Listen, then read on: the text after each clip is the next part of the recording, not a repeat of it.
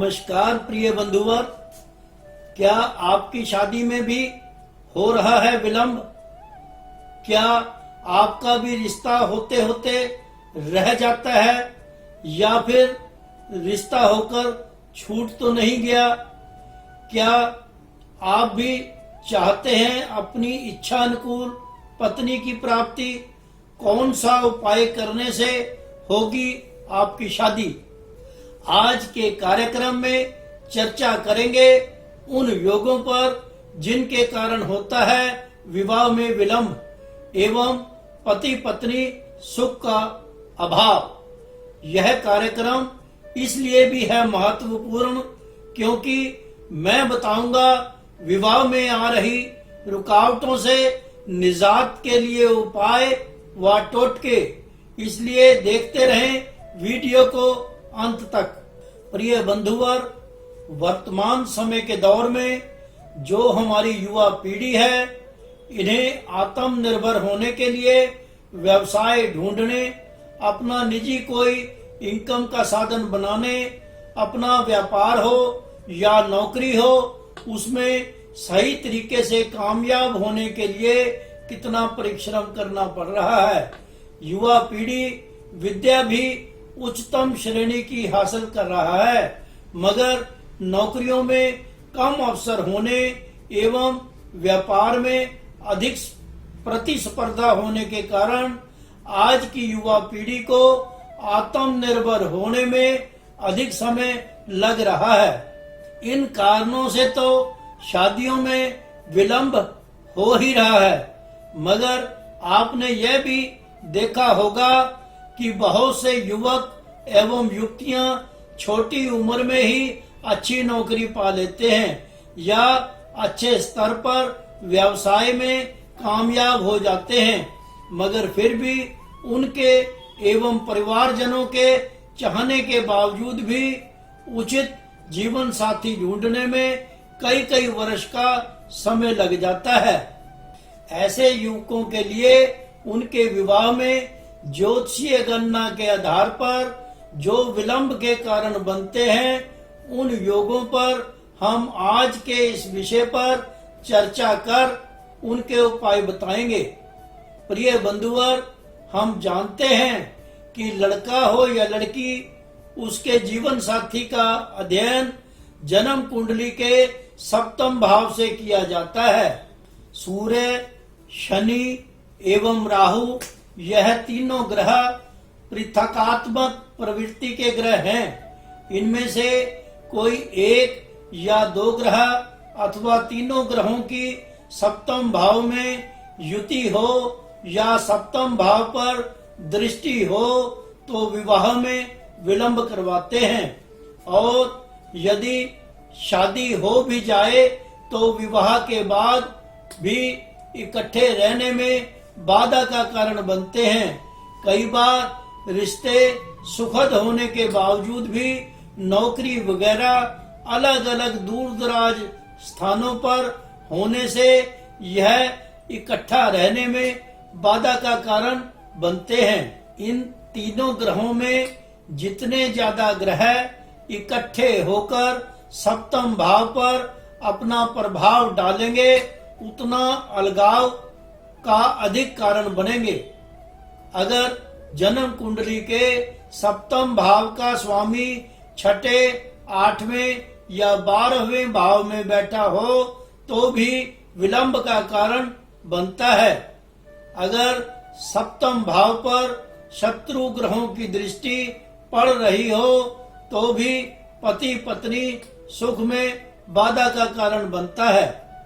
अगर जन्म कुंडली में सप्तम भाव का स्वामी नीच का होकर बैठा हो तो भी इस सुख में बाधा का कारण बनता है।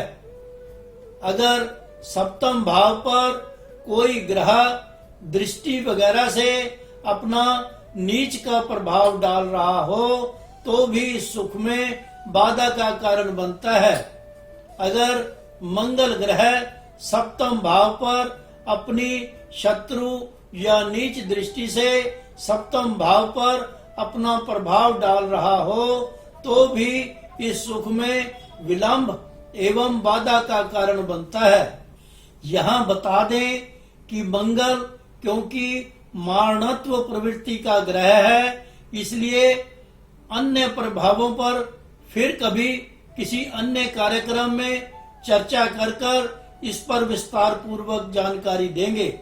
अगर लड़के की जन्म पत्री में शुक्र ग्रह भी उपरोक्त बताए गए ग्रहों से युति रखता हो अथवा दृष्टि आदि द्वारा प्रभावित हो तो भी पत्नी सुख में बाधा विलंब का कारण बनता है।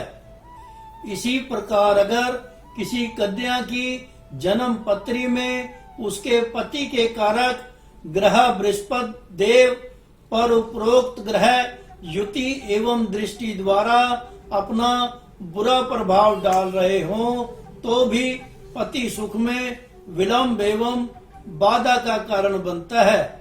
इसके अलावा भी ज्योतिषीय गणना के आधार पर जन्म कुंडली एवं चंद्र कुंडली में विवाहित जीवन को प्रभावित करने वाले कई अन्य योग भी बताए जा सकते हैं जो इस सुख में बाधा का कारण हो सकते हैं, जिनकी चर्चा हम अपने आगामी कार्यक्रमों में करते रहेंगे।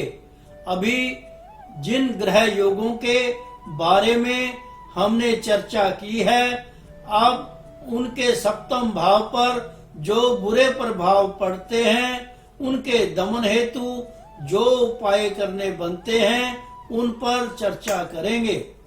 प्रिय बंधुवर, सबसे पहले राहु ग्रह के सप्तम भाव पर बुरा पड़ने वाले प्रभाव को रोकने के लिए उपाय सुझाते हैं। ऐसे जातक जिनका राहु सप्तम भाव में बुरा प्रभाव डाल रहे हों उनको चांदी की डब्बी में 7 ग्राम चांदी की ईंट डालकर और उसमें गंगा जल भरकर जातक को अपने बेडरूम में रखना चाहिए। अगर सूर्यदेव सप्तम भाव में बैठकर अपना बुरा प्रभाव दे रहे हों तो उस प्रभाव को शांत करने के लिए तांबे के 7 टुकड़े लेकर रविवार के दिन बाहर कहीं उजाड़ में दबा देवें। अगर सप्तम भाव में शनि के कारण बुरा प्रभाव पड़ रहा हो तो बांस की बंसरी में शक्कर भरकर किसी कच्चे चौरस्ते में दबा दें। अगर मंगल ग्रह के कारण दुष्प्रभाव पड़ रहा हो तो उसे शांत करने के लिए 4 छुहारे लेकर उन्हें उबालकर जब पानी ठंडा हो जाए तो छुहारे किसी नदी के चलते पानी में बहा दें और जो पानी बर्तन में बचा है उसे किसी गमले में डाल सकते हैं। अगर किसी लड़के की शादी में विलंब हो रहा हो और उसे शुक्रवार के दिन 1 चम्मच चावल लेकर कच्चे दूध में धो लें और उन्हें सुखाकर सफेद कपड़े में बांधकर एक छोटी सी थैली बनाकर सदैव अपने पास रखें। ऐसा करने से ग्रह दोष की शांति होगी और विवाह का योग बन सकेगा। अगर किसी कन्या की शादी में विलंब हो रहा हो तो उसे पीले कपड़े में हल्दी की 3 गांठें बांधकर अपने पास रखें। ऐसा करने से ग्रह दोष की शांति होगी और विवाह का योग बन सकेगा। अब अंत में हम आपको बताएंगे वैदिक उपायों के माध्यम से शादी में हो रहे विलंब का समाधान किस उपाय द्वारा किया जा सकता है। वैसे तो हर ग्रह योग के कुप्रभाव से निजात पाने के लिए कई प्रकार के उपाय होते हैं जिन्हें आप हमारे कार्यालय में संपर्क कर जानकारी ले सकते हैं। फिर भी सूक्ष्म में उपरोक्त समस्याओं के निदान हेतु आपको उपाय बता रहे हैं। जिनके करने से निश्चित ही लाभ हो सकता है। अगर लड़के की शादी में विलंब बन रहा हो तो मां भगवती की आराधना निम्न मंत्र द्वारा विधिवत करने के उपरांत आप अपने अभीष्ट की सिद्धि प्राप्त कर सकते हैं। मंत्र है ओम पत्नी मनोरमाम देहि मनोवृतानुसारिणी तारणी दुर्ग संसार सागरस्य कुलोद्भवाम। इसी प्रकार अगर किसी कन्या के विवाह में विलंब हो रहा हो और उचित वर की प्राप्ति के लिए मां भगवती के निमित्त मंत्र का विधिवत जाप कर अपने अभीष्ट की सिद्धि प्राप्त कर सकती हैं। मंत्र है ओम देहि सौभाग्यम आरोग्यम देहि में परमम सुखम रूपम देहि जयम देहि यशो देहि दुशो जहि।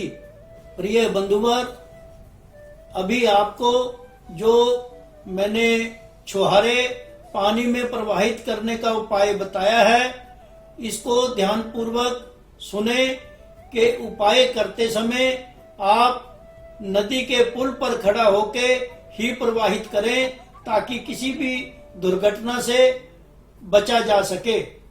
और जो उपाय हम बताते हैं वो सारे हर्बल आइटमों को ही प्रवाहित करने के लिए बोला जाता है, जिसमें किसी प्रकार का भी पोल्यूशन का भय नहीं होता।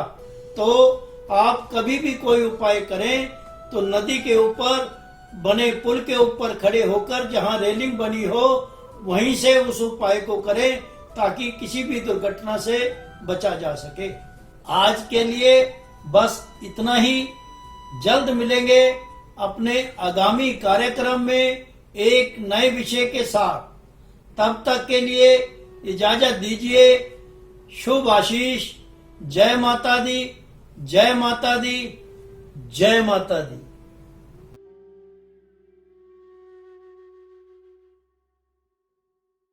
प्रिय बंधुवर, हमारी नई नई वीडियोस देखने के लिए आज ही आप हमारे YouTube चैनल और Facebook पेज से जुड़ें।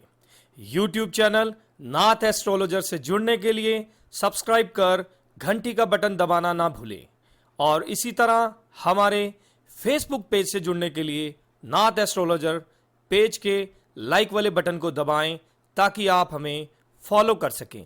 धन्यवाद।